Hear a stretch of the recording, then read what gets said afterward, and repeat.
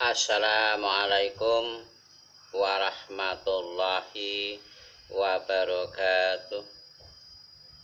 Bismillahirrahmanirrahim. Alhamdulillahilladzi anjala ala abdihil kitaba wa lam yaj'al lahu iwaja. Asyhadu an la ilaha illallah wa asyhadu anna Muhammadan abduhu wa rasulullah. Allahumma sholli ala Muhammad wa ala ali Muhammad, amma ba'du. Kepada kaum muslimin muslimah yang saya hormati, dan tak lupa pula kepada alim ulama, tokoh agama, tokoh masyarakat yang saya hormati. Alhamdulillahirabbil alamin. Segala puji bagi Allah yang telah menurunkan kitab Al-Quran kepada hambanya, dan Dia tidak akan menjadikan bengkok petunjuk jalan yang lurus. Surat Al-Kahfi ayat 1.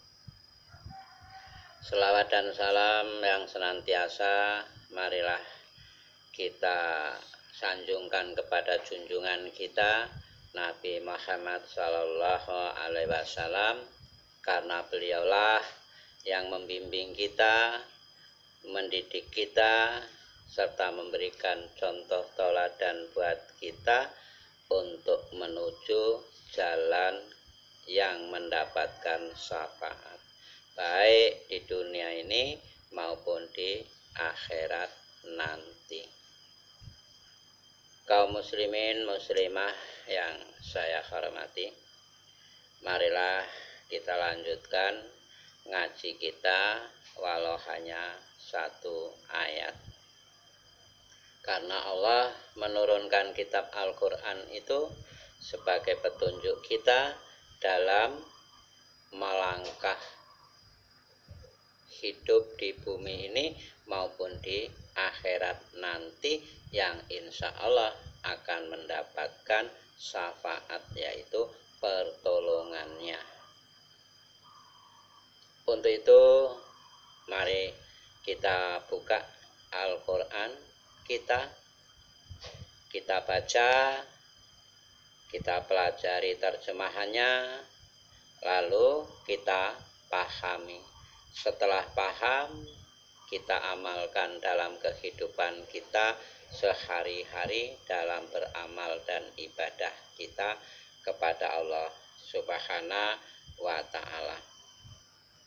Kita buka surat An-Nisa ayat 111. A'udzubillahi minasyaitonirrajim. Wa may yaghsib isma fa innama yaghsibuhu ala nafsi wa kana Allahu aliman hakim. Dan barang siapa berbuat dosa, maka sesungguhnya dia mengerjakannya untuk diri sendiri, dan Allah Maha mengetahui, Maha bijaksana. Surat An-Nisa ayat 111 ini merupakan pemberitahuan Allah kepada manusia seluruhnya, dan khususnya bagi yang iman kepada Allah dan hari akhirat, yaitu hari di mana setiap manusia akan dihadapkan dan diminta pertanggungjawaban atas apa yang telah dikerjakan saat hidup di dunia ini. Jadi ayat ini memberitahukan bahwa setiap perbuatan dosa yang dilakukan oleh manusia itu akan menimpa pada dirinya sendiri. Jadi kalau kita melakukan suatu perbuatan dosa, artinya itu hanya untuk diri kita sendiri, bukan untuk orang lain, dan tidak akan bisa ditanggung oleh orang lain, karena Allah Maha mengetahui. Jadi Allah itu tahu apa yang kita nampakkan dan yang kita rahasiakan, baik dalam perbuatan kita, perilaku kita, penglihatan kita, pendengaran kita, bahkan lisan kita, baik yang ada di dalam hati kita maupun angan-angan kita, Allah tahu.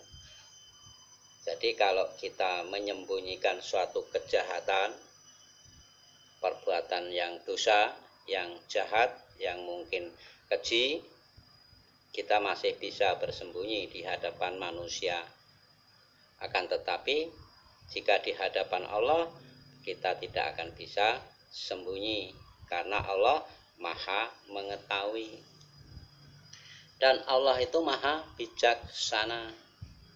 Arti dari bijaksana di sini bukan dalam arti jika kita sudah mati karena melakukan satu perbuatan dosa bisa ditebus oleh orang-orang yang ada di dunia ini, terutama kerabat kita, famili kita, dengan membacakan Yasin dan tahlil di hari pertama, hari ketiga, hari ke-7, hari ke-40, hari ke-100, ke-1000, sependak pisan, sependak pindu, bukan berarti itu. Akan tetapi di sini dijelaskan sama Allah atas kebijaksanaan Allah itu terhadap manusia. Faman ya'mal miskola darotin khairo syayaroh.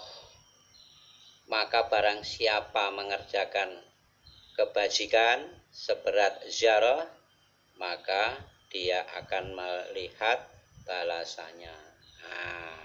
Jadi artinya setiap perbuatan kita, walaupun hanya sekecil tengu atau seberat zarah, akan Allah perlihatkan balasannya. Ini. Jadi di sini, jadi artinya walaupun kita memberikan suatu amal atau infak misalnya, sedekah, amal-amal yang lainnya, ikhlas dan tidak ikhlas, Allah itu tahu yang ada dalam hati kita, dan semua itu dicatat oleh Allah yang nanti akan diperlihatkan balasannya. Ini kebijaksanaan Allah dalam arti kata bijaksana itu. Waman ya'mal misqala dzarratin syarra yarah. Dan barang siapa mengerjakan kejahatan atau dosa seberat zarah, maka dia akan melihat balasannya. Di sini. Jadi artinya apapun yang kita lakukan, yang kita perbuat di dunia ini, sekalipun kita hanya membuang duri di jalan atau hanya memberi air putih terhadap orang yang mendatangi rumah kita, ini pun dicatat Allah. Dan kita ngerompi 2-3 kalimat, menggunjing tetangga kita, teman kita, ini pun dicatat oleh Allah dan akan diberi balasan atau ditunjukkan balasannya di hadapan Allah nanti. Ini ayat ini. Jadi artinya cukup jelas sekali bahwa Allah Maha mengetahui, artinya tahu apa yang kita kerjakan, baik yang dalam hati maupun dalam angan-angan, dalam pikiran kita maupun yang dalam sedang kita kerjakan, ini Allah tahu. Dan Allah Maha bijaksana. kebijaksanaan Allah itu tidak akan merugikan sedikit pun atas apa yang kita kerjakan. Jika baik akan ditunjukkan kebaikannya, jika buruk akan ditunjukkan keburukannya. Ini arti daripada kebijak Allah Maha Bijaksana. Maka jangan salah paham. Kalau kita salah paham nanti kata bijaksana nanti dianggapnya setelah kita mati. Nah, kemudian kita rame-rame kita bacakan surat Yasin dan tahlil, kemudian hadiah pahala membaca Yasin itu kita hadiahkan kepada yang meninggal itu, terus Allah akan mengampuni dosanya. Ini tidak ada hubungan sama sekali, karena sudah dijelaskan dalam ayat 111 surat An-Nisa itu tadi, wa may yaksibu isman fa innama yaksibuhu ala nafsihi wa kanallahu aliman hakim. Dan barang siapa berbuat dosa, maka sesungguhnya dia mengerjakan untuk diri sendiri. Nah, jadi dosanya ya untuk dia sendiri yang akan dipertanggungjawabkan di hadapan Allah Subhanahu wa Ta'ala. Yang kemudian dijelaskan lagi di dalam surat Yasin ayat 54, fal yauma la tudlamu nafsun syai'a wa la tujzauna illa ma kuntum ta'malun. Maka pada hari itu, nah hari itu artinya hari pembangkitan, yang mana manusia yang sudah mati dalam kubur itu dibangkitkan, dihidupkan kembali. Nah, dihidupkan kembali. Nah, maka pada hari itu seseorang tidak akan dirugikan sedikit pun. Dan di hadapan Allah itu semua manusia yang sudah dihidupkan, dibangkitkan itu tidak akan dirugikan sedikit pun oleh Allah. Dan kamu, nah, kamu itu artinya ya kita, mereka-mereka yang sudah mati atau yang sudah dibangkitkan tidak akan diberi balasan kecuali sesuai dengan apa yang telah kamu kerjakan. Nah, jadi Allah itu tidak akan memberikan suatu balasan yang tidak kamu kerjakan. Jadi kalau kamu nggak berbuat baik, ya tidak akan mendapat balasannya kebaikan. Kalau kamu tidak berbuat jahat, maka Allah pun tidak akan memberi balasan kejahatannya. Nah, artinya bejo celaka iku artine saka tumindake dhewe. Nah, di sini. Nah, oleh karena itu dengan ayat ini marilah kita renungi, kita pahami, setelah itu kita amalkan dalam kehidupan kita sehari-hari, dalam setiap langkah kita, dalam setiap ibadah kita, agar kita mendapatkan pertolongan Allah Subhanahu wa Ta'ala. Artinya dengan penjelasan surat An-Nisa ayat 111 ini cukup memahami buat kita, artinya setiap perbuatan yang kita kerjakan itu akan kembali kepada diri kita, bukan untuk orang lain. Di sini, nah, jadi kalau saya berbuat baik, yaitu untuk saya sendiri. Kalau saya berbuat jahat, maka kejahatan itu ya untuk diri saya sendiri. Ini ayat ini. Dan setelah itu Allah itu tidak akan merugikan dan tidak akan memberi balasan, melainkan apa yang telah kita kerjakan. Jadi orang yang sudah meninggal di hadapan Allah di sana nanti itu sudah membawa suatu bekal, nah, suatu bekal yang sudah dicatat di dalam kitab Lauh Mahfuz, baik maupun buruk amal yang diperbuat di dunia ini, disitulah yang akan diterima oleh orang itu sendiri. Nah, kalau amalnya baik saat hidupnya, maka Allah akan memberi balasannya pahala yaitu surga. Dan jika saat hidupnya di dunia ini amal ibadahnya buruk, maka Allah akan memberi balasannya, yaitu neraka jahanam.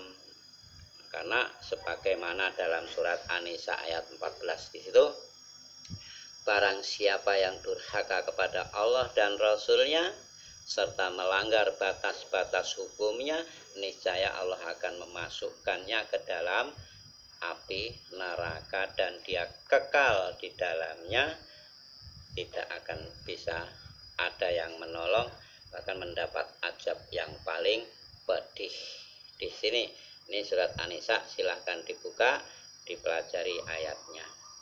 Nah, oleh karena itu sahabatku, dengan adanya kita ngaji bersama walau satu ayat ini, mudah-mudahan manfaat dan bisa menjadikan suatu pelajaran buat kita untuk mengingatkan kita agar kita bisa mengamalkan dalam kehidupan untuk wastahdiqul khairat, berlomba-lomba mencari prestasi kebaikan untuk bekal dunia menuju akhiratnya, supaya mendapatkan syafaat, yaitu pertolongan Allah Subhanahu wa Ta'ala.